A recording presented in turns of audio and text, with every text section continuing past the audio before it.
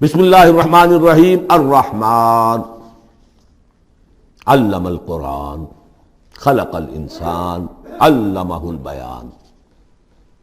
رحمان، اور یہ اللہ کا وہ نام ہے جو رحمت کے مادے سے، لیکن خاص شان اس کی یہ ہے کہ جس میں ایک طوفانی کیفیت ہے اللہ کی رحمت، ٹھاٹھے مارتے ہوئے سمندر کی طرح۔ غضبان ہم پڑھ چکے ہیں 2 دفعہ، نہایت غضبناک، حضرت موسیٰ کے لیے لفظ آیا غضبان آصفہ۔ تو عرب کہے گا اگر بھوک سے مر رہا ہے انا جوعان، پیاس سے مر رہا ہے انا عطشان، تو رحمان کے وزن پر بہت مبالغہ ہوتا ہے، اور اس میں ایک شان ہوتی ہے جیسے کہ طوفانی شان، طوفان وہ بھی اسی میں ہے۔ الرحمن وہ ہستی کہ جس کی رحمت ٹھاٹھے مارتے سمندر کے مانند ہے۔ علم القرآن، اس نے قرآن سکھایا ہے۔ یعنی یہ کہ قرآن مجید کی عظمت کا تصور کرو، یہ اللہ کی رحمانیت کا مظہر عتم ہے، اس کی رحمت کی سب سے بڑی شان، اس کا مظہر عتم جو ہے وہ قرآن ہے۔ دوسری بات یہ، اللہ کے ناموں میں چوٹی کا نام رحمان ہے، بہت پسندیدہ۔ رحمت کی تو ضرورت ہر شخص کو ہے۔ حضور نے فرمایا میں بھی مستغنی نہیں۔ آپ نے ایک موقع پہ فرمایا کہ کوشش جنت میں صرف اپنے اعمال کی بنیاد پر نہیں جائے گا جب تک کہ رحمت خداوندی دستگیری نہ کرے۔ اور حضرت عائشہ سے ہے یہ روایت۔ حضرت عائشہ نے پوچھ لیا، ظاہر بات ہے میاں بیوی کے درمیان ایک بے تکلفی بھی ہوتی ہے، کہ کیا حضور آپ بھی؟ آپ نے فرمایا ہاں میں بھی۔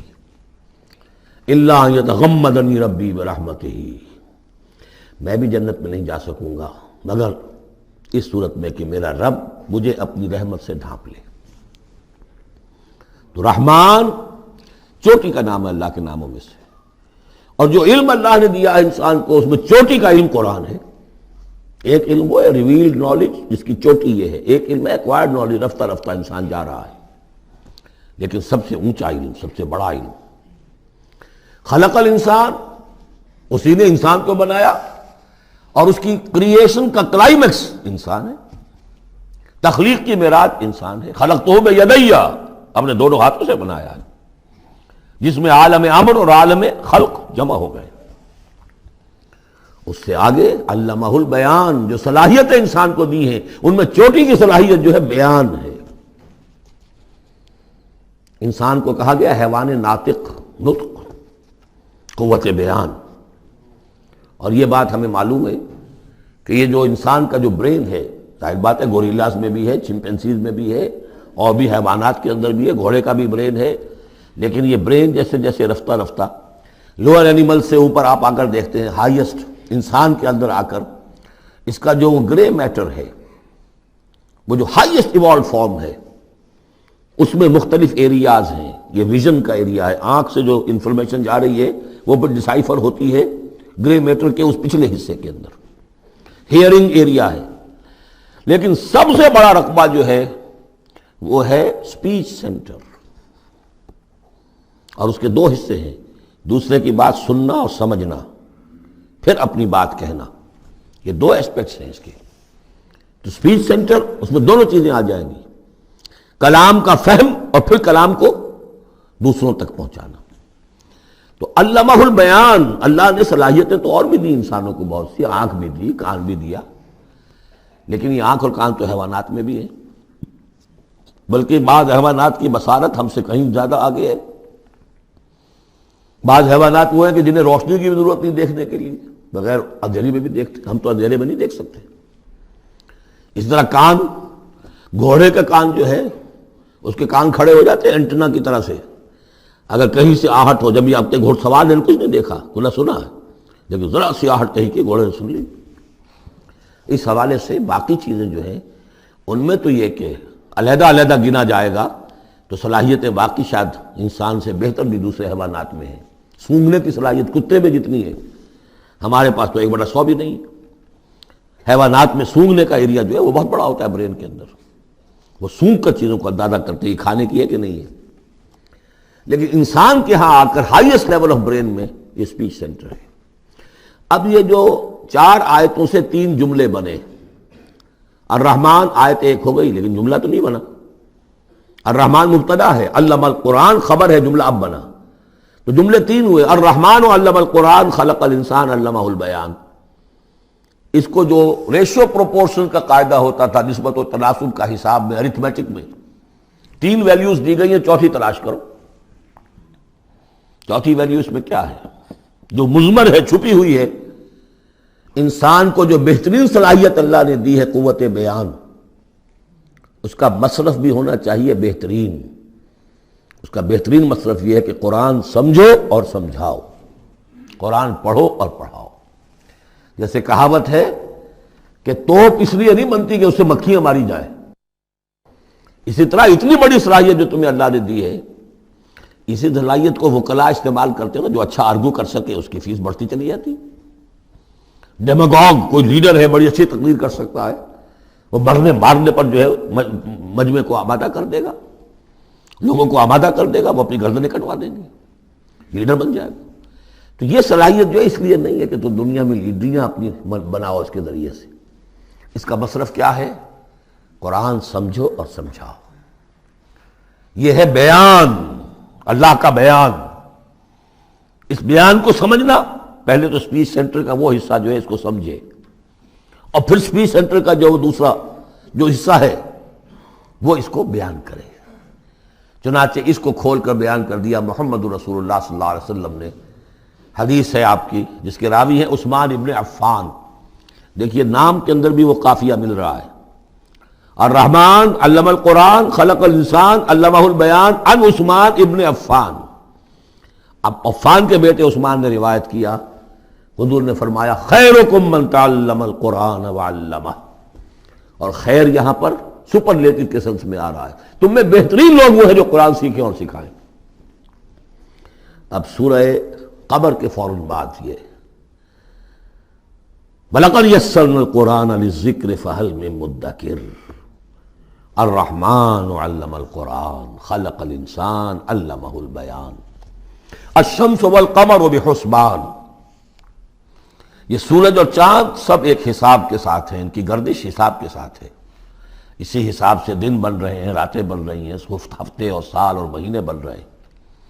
والنجم والشجر یسجدان، نجم جو ہے تو ستارے، سورج اور چاند کے مناسبت سے تو اس کے لیے ستارے کی مفہوم ہے، لیکن نجم جو عربی زبان میں جھاڑیوں کو بھی کہتے ہیں جو زمین میں ہوتی ہیں، کیونکہ یہ ستارے بھی زمین میں اتنے نظر آتے ہیں جیسے کہ جھاڑیاں ہوں۔ والنجم والشجر یسجدان، شجر کے حوالے سے ترجمہ کرتے ہیں تو وہ جھاڑیاں، یہ بھی سجدہ کرتے ہیں، اللہ کے سامنے سر سجود ہوتے ہیں، ان کے سائے جیسا کہ کئی دفعہ آ چکا ہے۔ والسماء رفعها ووضع الميزان، اور آسمان کو اس نے بلند کیا اور اس میں رکھے ترازو۔ یہاں اس سے مراد وہ ترازو نہیں ہے جو کہ تولتی ہے دنیا کے اندر، اس میں بیلنس ہے، کاسمک بیلنس۔ آسمان اور زمین کے اندر، آسمان میں جتنے اجرام سماویہ ہیں، ان کو جو چیز تھامے ہوئے ہے، قائم رکھے ہوئے ہے، وہ ایک بیلنس ہے۔ جو کشش ثقل ہے، ان کی مختلف، یہ سب ایک دوسرے کو کھینچ رہے ہیں، اور ادھر ادھر سے دونوں طرف سے جو کھینچ ہے وہ ہر کرے کو اپنی جگہ پر رکھے ہوئے ہیں۔ یہ بیلنس جب ذرا سا گڑبڑ ہوگا اور یہ کرے آپس میں ٹکرا جائیں گے۔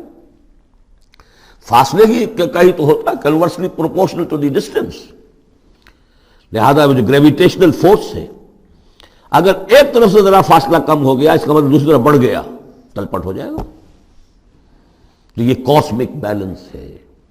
وَالسَّمَاءَ رَفَعَهَا وَوَضَعَ الْمِيزَانَ أَلَّا تَطْغَوْا فِي الْمِيزَانِ، دیکھو اس میزان میں، اس توازن میں، یہ جو بیلنس ہے یہاں کا، اس میں کوئی کمی بیشی نہ کرو، بد زیادتی کرو۔ وَأَقِیمُوا الْوَزْنَ بِالْقِسْطِ وَلَا تُخْسِرُوا الْمِيزَانَ، اور قائم رکھو وزن کو قسط کے ساتھ، عدل کے ساتھ، اور اس کے اندر کہیں کوئی کمی نہ کرو، نہ تطغوا نہ تخسروا، نہ کمی نہ زیادتی۔ کہیں فاصلہ بڑھ جائے گا تب بھی خرابی، کہیں فاصلہ کم ہو جائے گا تب بھی خرابی۔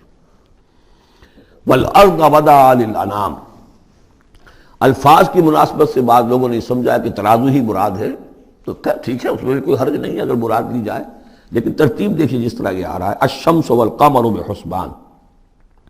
اب اس کے حوالے سے یہ گویا کہ کاسموس کی بات ہو رہی ہے، اس کاسموس کی بات کے بعد نیچے اتر کے وَالْأَرْضَ وَضَعَهَا لِلْأَنَامِ، تدریجاً نیچے آ رہے ہیں، اور زمین کو ہم نے بنا دیا، رکھ دیا لوگوں کے لیے، پست کر دیا، ان کے قدموں میں بچھا دیا اپنی مخلوقات کے لیے۔ اور مخلوقات میں انسان بھی ہیں، جنات بھی ہیں۔ فیہا فاکہۃ، اس میں میوے ہیں، والنخل، اور کھجوریں ہیں، ذات الاکمام، جن پر کے غلاف چڑھے ہوتے ہیں، والحب ذو العصف، اور اناج ہے جس کے ساتھ بس بھی ہوتا ہے، والریحان، اس کے دو ترجمے ہیں، ایک تو یہ کہ اور خوشبودار پھول بھی ہیں، یا یہ کہ اور دوسری غذائیں بھی ہیں۔ فَبِأَيِّ آلَاءِ رَبِّكُمَا تُكَذِّبَانِ، عام طور پر جو ترجمہ ہے اس میں آلہ کا ترجمہ کیا گیا ہے نعمتیں، لیکن اصل میں یہاں نعمت، قدرت، ان دونوں کو جمع کیجیے۔ کہیں وہ نعمت کا تذکرہ ہے، کہیں اللہ کی قدرت کا ذکر ہے، اس کی قدرت کی نشانیاں ہیں۔ فَبِأَيِّ آلَاءِ رَبِّكُمَا تُكَذِّبَانِ، تو تم اپنے رب کی کون کون سی نعمتوں اور قدرتوں کا انکار کرو گے۔ تکذبان صیغہ ہے تثنیہ کا، دونوں سے خطاب ہو رہا ہے، انسانوں سے اور جنوں سے، اور یہ بات آگے چل کر واضح ہو جائے گی۔ خلق الانسان من صلصال کالفخار، ہم نے بنایا انسان کو اس صلصال سے، اس سوکھی ہوئی خشک مٹی سے، وہ گارا سنا ہوا گورا، صلصال من حمأ مسنون، اور جب وہ اتنا سوکھ گیا کہ کھنکنے لگا، کالفخار، جیسے ٹھیکرا ہوتا ہے، اسے بنایا۔ وَخَلَقَ الْجَانَّ مِن مَارِجٍ مِّن نَار، اور جنات کو ہم نے بنایا آگ کی لپٹ سے، جس کو کہ ہم اس سے پہلے پڑھ چکے ہیں سورہ ہجر میں، نار السموم، لو جیسی ہوتی ہے جس کے اندر کی آگ ہوتی ہے۔ تو ایسے ہی وہ جو فلیم ہوتا ہے، شعلہ، اس کا ایک حصہ تو ہے جو نظر آتا ہے، اور ایک حصہ وہ جو نظر نہیں آتا۔ وہ جو اوپر کا حصہ ہے وہ ہے درخت جہاں پہ سب سے زیادہ ہیٹ، ٹیمپریچر ہائیسٹ وہاں ہوتا ہے، وہ ہے مارج من نار۔ فَبِأَيِّ آلَاءِ رَبِّكُمَا تُكَذِّبَانِ، رب المشرقین و رب المغربین، وہ رب ہے مشرقوں کا بھی، دونوں مشرقوں کا اور دونوں مغربوں کا۔ یہ تسنیہ کی جو مناسبت سے یہاں پر مشرقین و مغربین کہا، کہیں مشارق والمغارب ہے، رب المشارق والمغارب، کہیں مشرق و مغرب ہے، اور یہ سب ٹھیک ہے، مشرق و مغرب واحد کی حیثیت سے بھی درست ہے۔ اور مشرقین اور مغربین، اس وقت کا جو مشرق ہے جہاں سورج نکل رہا ہے، اس کے مقابلے میں مغرب ہے جہاں وہ ڈوبے گا، لیکن وہی مغرب وہ مشرق ہے دوسرے، ہمارا جو پیچھے جو حصہ ہے گلوب کا، اس کا مشرق ہے، اور جو ہمارا مشرق ہے وہ اس کا مغرب ہے۔ تو دو مشرق دو مغرب۔ پھر یہ کہ ہر نقطہ جو ہے زمین پر وہ مشرق بھی ہے مغرب بھی ہے، کسی نہ کسی وقت وہاں پر سورج جو ہے طلوع ہو رہا ہے، کبھی وہاں پر غروب ہو رہا ہے، تو مشارق والمغارب۔ لیکن یہاں پر تسنیہ کی مناسبت سے رب المشرقین و رب المغربین، دونوں مشرقوں کا رب مالک اور دونوں مغربوں کا۔ فَبِأَيِّ آلَاءِ رَبِّكُمَا تُكَذِّبَانِ، مرج البحرین یلتقیان، اس نے چلا دیے دو دریا جو آپس میں ملے ہوئے بھی ہیں، بینہما برزخ لا یبغیان، لیکن ان کے مابین ایک ایسا پردہ حائل ہے کہ وہ ایک دوسرے میں گھستے نہیں ہیں، داخل نہیں ہوتے، اپنی حد کے اندر رہتے ہیں۔ یہ ہیں گرم روئیں چلتی ہیں ٹھنڈے پانی کے سمندر میں، یا جیسے کہ کابل پر نظر آتا ہے دو دریا چل رہے ہیں، دریائے سندھ کا پانی علیحدہ نظر آ رہا ہے اور دریائے کابل کا علیحدہ نظر آ رہا ہے، اور یہ اٹک پر نظر آتا ہے، اور کافی دور تک پھر یہ علیحدہ علیحدہ چلتے نظر آتے ہیں۔ فَبِأَيِّ آلَاءِ رَبِّكُمَا تُكَذِّبَانِ يَخْرُجُ مِنْهُمَا اللُّؤْلُؤُ وَالْمَرْجَانُ، اور ان دونوں سے نکلتے ہیں موتی بھی اور مونگے بھی۔ فَبِأَيِّ آلَاءِ رَبِّكُمَا تُكَذِّبَانِ وَلَهُ الْجَوَارِ الْمُنشَآتُ فِي الْبَحْرِ كَالْأَعْلَامِ، اور اس کے لیے ہی ہیں، اللہ ہی کی ملکیت ہے وہ پہاڑ جیسے جہاز، جوار المنشآت جو اونچے کھڑے رہتے ہیں اور سمندر میں ایسے ہوتے ہیں جیسے پہاڑ۔ پچھلے زمانے میں بھی تو اگرچہ بادبانی ہوتے تھے، جب بادبان کھل جاتے تھے تو بڑی اونچی اونچی جو ہے بادبان ہوتے تھے، ان کے پہاڑ کی طرح، پہاڑی ہیں چھوٹی چھوٹی، اور آج جو کچھ چلتے ہیں بڑے بڑے جہاز، ان کو تو دیکھیں تو واقعی تو وہ پہاڑ ہوتے ہیں سمندر میں۔ فَبِأَيِّ آلَاءِ رَبِّكُمَا تُكَذِّبَانِ كُلُّ مَنْ عَلَيْهَا فَانٍ، اب یہ جو یہاں آئی ہیں اب تک آیات، اللہ کی صنائی، اللہ کی قدرت نوٹ کریں گے جب ہم سورہ واقعہ پڑھیں گے۔ پہلے آیا ذکر قرآن، اس کی عظمت، اور اس کا جو ایک مضمر ہے چیز کہ انسان کو اس قرآن کی عظمت اور فضیلت کو سمجھ کر، اگر اللہ نے وہ جو شعر علامہ اقبال کا، اگر یک قطرہ خون داری، اگر مشتے پرے داری، بیا با من تو موزم طریق شاہ بازی را، اگر تمہارے جسم میں کوئی قطرہ خون ہے اور کوئی مٹھی بھر پر بھی تمہیں دے رکھے ہیں، اے چڑیا اے بیا، آؤ کہ میں تمہیں شاہ بازی کے طریقے سکھاؤں۔ اسی طریقے سے اگر تمہیں بولنے کی صلاحیت دی ہے اللہ نے تو اس کا مصرف کیا ہے؟ خیرکم من تعلم القرآن وعلمہ۔ سمجھنے کی صلاحیت دی ہے، قرآن سمجھو۔ بیان کرنے کی صلاحیت دی ہے، بیان کرو قرآن کو۔ پھر یہ کہ اللہ تعالیٰ کی تخلیقی قوت، اس کا تذکرہ ہوا۔ وہاں آپ دیکھیں گے یہ بالکل الٹی یہی ترتیب ہوگی، آخر میں قرآن مجید کی عظمت، اس سے پہلے اللہ کی تخلیقی عظمت، اللہ کے یہی جو اعلیٰ ہے۔ اس کے بعد اب پہلے جہنم والوں کا تذکرہ یہاں ہو رہا ہے، وہاں بعد میں ہوگا۔ فرمایا کل من علیہا فان، جو بھی ہے اس زمین پر جو بھی مخلوقات ہیں سب فنا ہونے والی ہے۔ وَيَبْقَى وَجْهُ رَبِّكَ ذُو الْجَلَالِ وَالْإِكْرَامِ، باقی تو رہے گا صرف تیرے رب کا منہ، تیرے رب کا چہرہ، جو بہت بزرگی والا ہے اور بہت عظمت والا ہے۔ اب یہ کہ اللہ کا چہرہ ہم کیا اس کو نہیں سمجھ سکتے، آیات متشابہات میں سے ہوگا۔ جو اس کا مفہوم سمجھیں گے وہ یہ ہے اللہ کی ذات باقی، باقی سب چیز اللہ تعالیٰ کے سوا سب فانی، پوٹینشلی سب فانی ہے، اپنے طور پر سب کسی کا وجود جو ہے اپنے بل پر قائم نہیں ہے۔ اللہ جب تک قائم رکھے تو در حقیقت وہ خود اپنے بل پر قائم نہیں ہے، وہ تو اللہ تعالیٰ نے ان کو قائم رکھا ہوا ہے۔ کل من علیہا فان، اللہ باقی من کل فان، اللہ ہی باقی ہے، باقی تمام فانی ہے۔ وَيَبْقَى وَجْهُ رَبِّكَ ذُو الْجَلَالِ وَالْإِكْرَامِ فَبِأَيِّ آلَاءِ رَبِّكُمَا تُكَذِّبَانِ يَسْأَلُهُ مَنْ فِي السَّمَاوَاتِ وَالْأَرْضِ، جو بھی ہے آسمان اور زمین میں وہ سب اس کے در کے سوالی ہیں، اسی سے مانگ رہے ہیں۔ وجود بھی ملا ہے اسی سے، حیات کسی کے پاس ہے دی ہوئی ہے اسی کی، کوئی صلاحیت ہے تو دی ہوئی ہے اسی کی، کوئی ذہانت ہے تو دی ہوئی ہے اسی کی، روز کا رزق جو آ رہا ہے اسی کا عطا کرنا، ہر ایک سائل ہے۔ واللہ هو الغنی وانتم الفقراء، تم سب کے سب محتاج ہو، تمہارا وجود مستعار، تمہاری حیات مستعار، تمہیں علم جو دیا اس نے دیا جتنا دیا۔ فلا یحیطون بشیء من علمہ الا بما شاء، تو تمہاری کیفیت ہے یسألہ من فی السماوات والارض، اسی سے مانگتا ہے جو بھی ہے آسمانوں میں اور زمین میں۔ کل یوم ہوا فی شان، وہ ہر دن ایک شغل میں ہے، اس کی ایک مصروفیت ہے، یا میرے نزدیک اشارہ ہے اسی بات کی طرف، یدبر الامر من السماء الى الارض ثم یعرج الیہ فی یوم کان مقدارہ الف سنۃ مما تعدون۔ تدبیر امر ہے، ایک دن کی تدبیر وہ کرتا ہے، کیا کچھ اگرچہ وہ ایک دن اس کا 1000 سال کا ہے، اس میں کیا کیا ہونا ہے، کس طرح سے ہونا ہے، پھر وہ احکام کی تنفیذ ہوتی ہے، پھر اس کی رپورٹ ہے اس کو واپس جاتی ہے۔ تو کل یوم ہوا فی شان، وہ کوئی ایک یوں سمجھیے کہ کوئی اسٹیٹک کوئی حقیقت نہیں ہے، خود اس کی مصروفیات، کل یوم ہوا فی شان، نئی شان کے ساتھ اس کا ظہور ہوتا ہے۔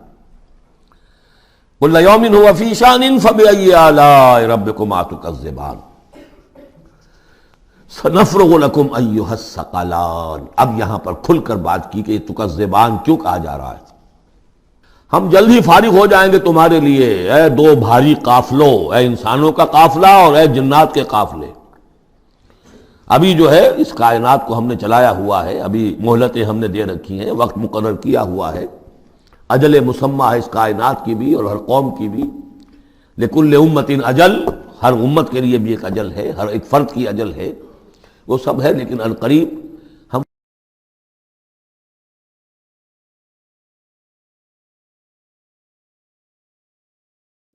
فَبِأَيِّ آلَاءِ رَبِّكُمَا تُكَذِّبَانِ، تو اے جنات اور اے انسانوں کی جماعت، تم اپنے رب کی کن کن نعمتوں کا اور کن کن صنائیوں کا، کن کن قدرتوں کا انکار کرو گے۔ یا معاشر الجن والانس ان استطعتم ان تنفذوا من اقطار السماوات والارض فانفذوا لا تنفذون الا بسلطان فبأي آلاء ربكما تكذبان یرسل علیکما شواظ من نار ونحاس فلا تنتصران فبأی آلاء ربکما تکذبان۔ صدق اللہ العظیم۔ چونکہ اس سے پہلے آیت آ چکی ہے سنفرغ لکم ایھا الثقلان، دو بھاری قافلے جو ہیں اللہ تعالیٰ کی مخلوقات میں سے، ایک قافلہ انسانیت اور ایک قافلہ جو جنوں پر مشتمل ہے۔ اب یہاں اس آیت میں، آیت نمبر 33 میں براہ راست ان سے خطاب ہے، اے گروہ جن اور اے گروہ انس، یا معاشر الجن والانس ان استطعتم، اگر تمہارے اندر استطاعت ہے، طاقت رکھتے ہو، ان تنفذوا من اقطار السماوات والارض، کہ تم نکل بھاگو آسمانوں اور زمین کے دائروں سے، کناروں سے، تنفذوا تو نکل جاؤ، لا تنفذون الا بسلطان، نہیں نکل سکو گے مگر اللہ تعالیٰ کی سند کے ساتھ۔ یہ آیت مبارکہ مشکلات القرآن میں سے ہے، پوری طرح ہم شاید ابھی نہ سمجھ پائیں جب تک کہ اور ہمارا علم جو ہے کائنات کے بارے میں، کاسموس کے بارے میں اور علم بڑھ نہیں جاتا۔ لیکن یہ کہ عام طور پر یہ سمجھا گیا ہے کہ یہ انسان اور جن جو ہیں ایک حد تک ان کی رسائی ہے اس کائنات کے اندر، اس سے آگے نہیں۔ جیسے کہ آ چکا ہے، میں پہلے بھی بیان کیا ہے کہ جنات کے لیے غالباً یہ ہمارا جو سولر سسٹم ہے، یہ پورا جو ہے یہ ان کی جولان گاہ ہے، اس میں یہ جائیں جدھر جائیں چلے جائیں، اس سے آگے نہیں۔ انسانوں کا معاملہ یہ ہے کہ وہ اس کے اندر بھی جو بھی فاصلہ طے کرتے ہیں، وہ ظاہر بات ہے کہ وہ اس کے لیے مشینیں ایجاد کر کے جہاں تک جا رہے ہیں، لیکن اس پورے سولر سسٹم تک بھی ان کی رسائی ممکن نہیں ہوگی۔ لیکن یہ کہ ایک گمان میرا ہے جو میں آپ کے سامنے پیش کر رہا ہوں کہ قرآن مجید جب آسمانوں اور زمین کی بات کرتا ہے تو وہ مراد ہوتی ہے کل کائنات، کل یونیورس، اور کل یونیورس کے کناروں سے نکل بھاگنا، اس کے کیا معنی ہے؟ اس کے معنی یہ ہے معدوم ہو جانا، یعنی یہ کہ جہنم میں پڑنے والے چاہیں گے کہ ہم معدوم ہو جائیں۔ کاش کہ جیسا کہ ہم نے پڑھا تھا سورہ نساء میں، فَكَيْفَ إِذَا جِئْنَا مِن كُلِّ أُمَّةٍ بِشَهِيدٍ وَجِئْنَا بِكَ عَلَىٰ هَٰؤُلَاءِ شَهِيدًا۔ اس روز انسان چاہیں گے کہ اس طرح زمین شق ہو جائے، وہ اس میں دھس جائے اور زمین اوپر سے برابر کر دی جائے۔ یہ تو ہوگا یوم الحساب کو۔ لیکن سوال یہ ہے کہ من اقطار السماوات والارض، تمام آسمانوں اور زمین کے کناروں سے نکل بھاگنا، معدوم ہونا، یہ بھی بس میں نہیں ہے۔ اللہ کے اذن سے ہی ہم بنے ہیں، ہمیں وجود عطا ہوا ہے، اور اللہ ہی کا اختیار ہے جو ہمیں معدوم کر سکتا ہے۔ ہم لاکھ چاہیں کہ معدوم ہو جائیں، معدوم نہیں ہو سکتے، یہ بھی ہمارے اختیار سے باہر ہے۔ اذن رب ہی ہو تو ہم معدوم ہوں بغیر اذن رب۔ یہاں پر ویسے جو اللہ بسلطان، اللہ کا حکم، اللہ کی مرضی، اللہ کی سند، اس طرح کی کوئی بات ہے، اگرچہ عام طور پر بات وہ سمجھی گئی ہے جو پہلے میں نے بتایا ہے، میرا گمان یہ ہے واللہ عالم۔ بہرحال مشکلات القرآن میں سے ہے۔ فَبِأَيِّ آلَاءِ رَبِّكُمَا تُكَذِّبَانِ، تو تم اپنے رب کی کن کن نعمتوں اور کن کن صناعیوں اور کاریگریوں اور کن کی قدرتوں کا انکار کرو گے۔ یرسل علیکما شواظ من نار، تم پر پھینکے جائیں گے شعلے بھڑکتے ہوئے آگ کے، ونحاس، اور دھواں ملا ہوا، وہ آگ جس میں کہ دھواں ملا ہوا ہو، فلا تنتصران، پھر تم بدلہ نہیں لے سکو گے۔ فَبِأَيِّ آلَاءِ رَبِّكُمَا تُكَذِّبَانِ فَإِذَا انشَقَّتِ السَّمَاءُ، جب آسمان پھٹ جائے گا، فَكَانَتْ وَرْدَةً كَالدِّهَانِ، تو ایسے ہو جائے گا گلابی رنگ کا جیسے کہ تیل کی تلچھٹ ہوتی ہے۔ جب تیل کو صاف کیا جاتا ہے تو اس کے نیچے جو تلچھٹ رہ جاتی ہے گلابی رنگ کی۔ فَبِأَيِّ آلَاءِ رَبِّكُمَا تُكَذِّبَانِ فَيَوْمَئِذٍ لَا يُسْأَلُ عَنْ ذَنبِهِ إِنسٌ وَلَا جَانٌ، تو اس روز کوئی پوچھنے کی ضرورت نہیں ہوگی ان کے گناہوں کے بارے میں، نہ انسانوں سے نہ جنوں سے۔ اللہ تعالیٰ پوچھے گا، حساب کتاب بھی ہوگا، لیکن یہ کہ اپنی جگہ پر ہر ایک کے چہرے پر لکھا ہوگا اس کا انجام۔ بل الانسان علی نفسہ بصیرہ، چنانچہ کئی جگہ قرآن مجید میں نقشہ کھینچا گیا ہے، میدان قیامت میں جب لوگ کھڑے ہوں گے، کچھ لوگوں کے چہرے تر و تازہ ہوں گے، کچھ لوگوں کے اوپر مردنی چھائی ہوئی ہوگی۔ جس کی مثال بہترین ہوتی ہے ہائی سکولز کے اندر، ہر سال جب ڈکلیئر کرتے ہیں امتحان، سالانہ امتحان کا نتیجہ، تو جب کھڑے ہوتے ہیں طالب علم سننے کے لیے، تو بعض لوگوں کے چہروں کے اوپر لکھا ہوتا ہے کہ یہ فیل ہونے، اس لیے کہ انہیں معلوم ہے لکھ کر کے آئے تھے ہم، اور بعض کے چہرے تر و تازہ ہوتے ہیں، انہیں اگر فکر ہوتی ہے تو اس کی کہ میں فرسٹ آتا ہوں یا نہیں آتا، بس اس کی تشویش ہو سکتی ہے، لیکن یہ کہ انہیں کوئی اندیشہ یہ نہیں ہوتا کہ وہ فیل ہو جائیں گے۔ تو فَيَوْمَئِذٍ لَا يُسْأَلُ عَنْ ذَنبِهِ انس ولا جان، اس دن پوچھا جانا ضروری نہیں ہوگا کسی سے بھی، نہ جن سے نہ ان سے، ان کے گناہ کے بارے میں۔ فَبِأَيِّ آلَاءِ رَبِّكُمَا تُكَذِّبَانِ يُعْرَفُ الْمُجْرِمُونَ بِسِيمَاهُمْ، پہچان لیے جائیں گے مجرم اپنے چہروں سے، چہرے ان کے اترے ہوئے ہوں گے، انہیں تو معلوم ہوگا۔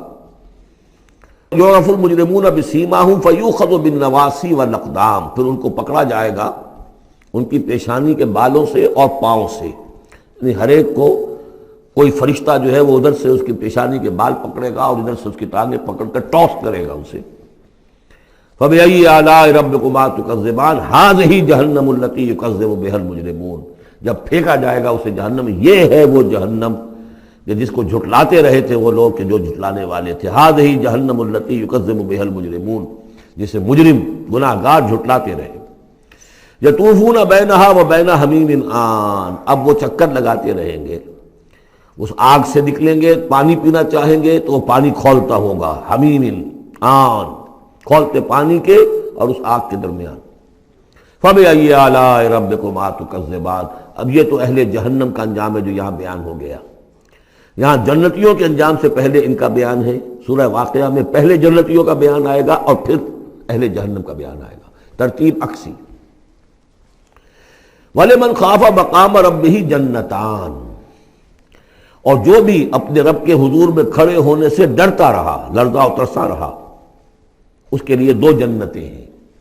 یہ دو جنتیں کیوں کہی گئی؟ اس کے لیے جو توجیہ میری سمجھ میں آئی ہے اس میں مجھے خاصا اطمینان ہے، انشراح ہے کہ جنتیں جو جنوں کے لیے ہوں گی وہ علیحدہ جنت ہے، انسانوں کے لیے علیحدہ ہے۔ ظاہر بات ہے دونوں کے احساسات جدا ہیں، دونوں کے ذوق جدا ہیں، دونوں کے مذاق جدا ہیں، لہذا ایک جنت ہے کہ جو انسانوں کے لیے ہے اور ایک جنت ہے کہ جو جنات کے لیے ہے۔ ایک ہی طرح کی چیزیں ان دونوں کے لیے پلیزنٹ اور ان دونوں کے لیے جو ہو سکتی ہیں مسرت اور سرور آمیز، وہ ایک طرح کی نہیں ہو سکتی، ان کے تقاضے مختلف ہوں گے۔ تو لمن خاف، جو ڈرنے والے ہیں ان کے لیے جنتیں فراہم کر دی اللہ نے، وہی تسلیہ کا صیغہ ہے چونکہ یہاں جنوں اور انسانوں سے خطاب ہو رہا ہے مسلسل۔ یہ جو جنتان ہوں گی یہ ابتدائی جنتیں جن کا ذکر یہاں ہو رہا ہے، اس کے بعد دو اور جنتیں ہوں گی۔ تو جنتیوں کے دو درجے ہیں، ان میں جنات بھی ہوں گے انسان بھی ہوں گے، تو چار ہو گئے۔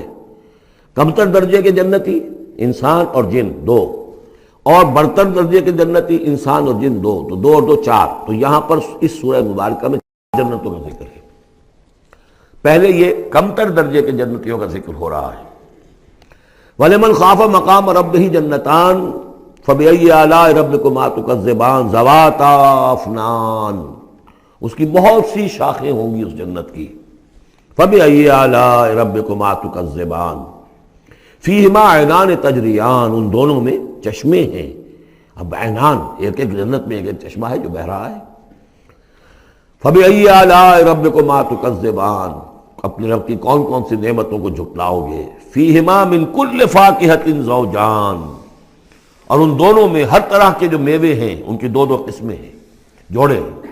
فَبِأَيِّ آلَاءِ رَبِّكُمَا تُكَذِّبَانِ مُتَّكِئِينَ عَلَىٰ فُرُشٍ بَطَائِنُهَا مِن اسْتَبْرَقٍ وَجَنَى الْجَنَّتَيْنِ دَانٍ، اور وہ وہاں تکیہ لگائے ہوں گے، سہارا لگائے ہوں گے ایسے فرشوں پر کہ جن کے استر بنے ہوئے ہوں گے گاڑھے ریشم کے، استر ہوں گے گاڑھے ریشم کے، تو جو ان کا اصل جو اوپر کا حصہ ہوگا وہ کس شے کا ہوگا، گویا کہ وہ تمہارے تصور سے باہر ہے۔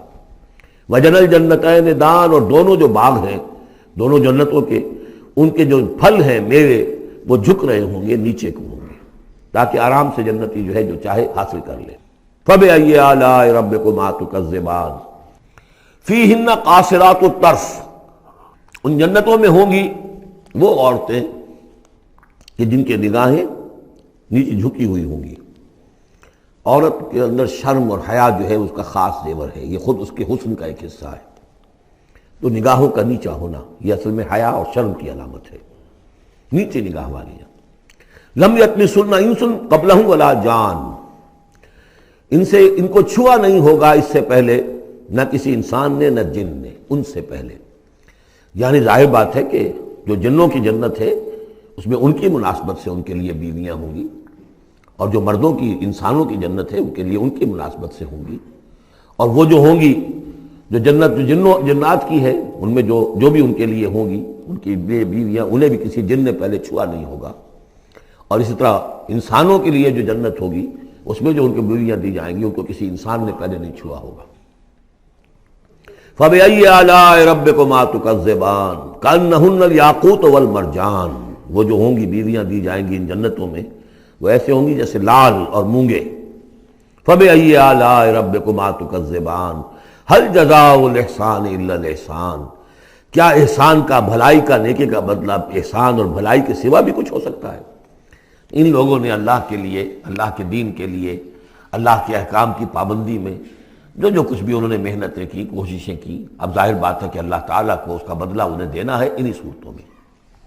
وَمِن دُونِهِمَا جَنَّتَانِ، اور ان سے پرے دو جنتیں اور ہیں۔ اب اس میں مفسرین کے مختلف اقوال ہیں، پہلی جنتیں کن کی ہیں، دوسری جنتیں کن کی ہیں، اس لیے کہ اس کے لیے دو الفاظ جو آئیں گے سورہ واقعہ میں آئیں گے کہ ایک اصحاب الیمین ہے اور ایک مقربون ہے۔ ایک وہ ہے جو آگے اللہ کے بہت ہی مقرب بارگاہ ہو جاتے ہیں، اولئک المقربون، اور ایک وہ ہیں کہ جو داہنے والے ہیں، اور ایک ہے شمال والے۔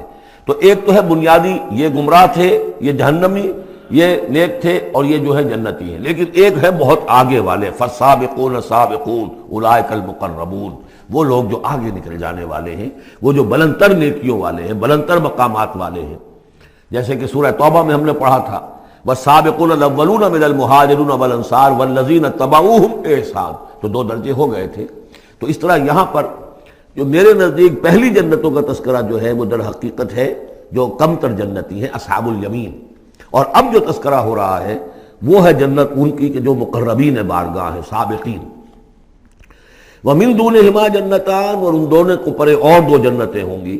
فَبِأَيِّ آلَاءِ رَبِّكُمَا تُكَذِّبَانِ، یہ بھی دو ہوں گی، ایک جنات کے لیے اور ایک انسانوں کے لیے۔ مُدْحَامَّتَانِ، بڑے گہرے سبز رنگ کی جنتیں ہوں گی، سبز کاہی جسے ہمارے ہاں کہا جاتا ہے، گہرا سبز، سیاہی مائل سبز، اتنی گہرا سبز ہو کہ سیاہی مائل ہو جائے۔ یہ میں ابھی عرض کروں گا، اس کی ایک خاص پس منظر ہے۔ فَبِأَيِّ آلَاءِ رَبِّكُمَا تُكَذِّبَانِ فِيهِمَا عَيْنَانِ نَضَّاخَتَانِ، اس میں دو چشمے ہیں ابلتے ہوئے۔ فَبِأَيِّ آلَاءِ رَبِّكُمَا تُكَذِّبَانِ فِيهِمَا فَاكِهَةٌ وَنَخْلٌ وَرُمَّانٌ، اس میں میوے ہیں، کھجوریں ہیں، انار ہیں۔ فَبِأَيِّ آلَاءِ رَبِّكُمَا تُكَذِّبَانِ، یہ یوں سمجھیے کہ ایک تو ہے خالص عربی ذوق، اور عرب کا جو ایک خاص ماحول تھا، اور خاص طور پر عرب کا وہ علاقہ جس میں قرآن نازل ہوا ہے، حجاز، پہاڑی علاقہ ہے، اس میں جب آتے تھے چشمے اور جب بہہ جاتی تھی وادیاں تو ابلتی ہوئی پہاڑی، چونکہ چشمے جیسے ہوتے ہیں پہاڑی نالے، تو ان کے اندر جوش و خروش ہوتا ہے۔ اور دوسرے کہ وہاں پر جو باغات ہوتے تھے کھجور کے درخت، اور وہاں پر وہ سبزی جو رنگ ہے ان کا وہ سبزی مائل گہرا، اور اسی کے اندر پھر جو چھاؤں ہے، تو جو ان کا تصور ہے ایک عربی ذوق ہے، ایک عجمی ذوق ہے۔ وہ عجمی ذوق ہے جو پہلے بیان ہوا ہے، عربی ذوق ہے جو اب بیان ہو رہا ہے۔ فیہما فاکہۃ ونخل ورمان، اب یہ چیزیں جو ہیں یہ عرب کے اندر کھجوریں ہیں، انار ہیں۔ فبأی آلاء ربکما تکذبان فیہن خیرات حسان، اس میں ہوں گی بہت ہی اچھی عورتیں، نہایت خوبصورت۔ فبأی آلاء ربکما تکذبان حور مقصورات فی الخیام، اب یہاں حور کا لفظ آیا، پہلے میں نہیں آیا ہے۔ پہلے میں یہ تو آیا ہے فیہن قاصرات الطرف لم یطمثہن انس قبلہم ولا جان، لیکن لفظ حور یہاں آیا ہے۔ اسی کو نوٹ کریں گے کہ سورہ واقعہ میں بھی ایک کے ساتھ حور کا لفظ آئے گا، دوسرے کے ساتھ نہیں۔ حور مقصورات فی الخیام، اب یہ بھی عرب پس منظر ہے، خیموں میں رہنے والے۔ وہ حوریں کہ جو خیموں میں رکی رہنے والی ہوں گی۔ ظاہر بات ہے کہ وہاں پر تو عام طور پر شہر بہت کم تھے، پورے عرب کے اندر، حجاز کے اندر بہت کم، جو عام طور پر جو آبادیاں تھیں وہ خیموں میں رکی رہنے والیاں۔ وقرن فی بیوتکن ولا تبرجن تبرج الجاہلیۃ الاولی، وہ شمع محفل نہیں بنتی بلکہ وہ چراغ خانہ بنتی ہیں۔ حور مقصورات فی الخیام فبأی آلاء ربکما تکذبان لم یطمثہن انس قبلہم ولا جان، نہیں انہیں چھوا ہوگا ان سے پہلے نہ کسی انسان نے اور نہ کسی جن نے۔ یہ ان دونوں کے میرے نزدیک علیحدہ علیحدہ، جنات کی جو جنت ہے اس میں جو ان کے لیے عورتیں اور بیویاں فراہم کی جائیں گی انہیں کسی جن نے نہیں چھوا ہوگا ان سے پہلے، اور جو انسانوں کے لیے جنت ہوگی وہاں جو انہیں بیویاں دی جائیں گی اور حوریں دی جائیں گی انہیں کسی انسان نے نہیں چھوا ہوگا۔ فَبِأَيِّ آلَاءِ رَبِّكُمَا تُكَذِّبَانِ مُتَّكِئِينَ عَلَىٰ رَفْرَفٍ خُضْرٍ وَعَبْقَرِيٍّ حِسَانٍ، وہ تکیہ لگائے بیٹھے ہوئے ہوں گے سب مسندوں پر اور بڑے قیمتی نفیس بچھونوں پر۔ فَبِأَيِّ آلَاءِ رَبِّكُمَا تُكَذِّبَانِ تَبَارَكَ اسْمُ رَبِّكَ ذِي الْجَلَالِ وَالْإِكْرَامِ، بہت بابرکت ہے نام تیرے رب کا جو بہت ذی الجلال بڑائی والا ہے اور اکرام عظمت والا ہے۔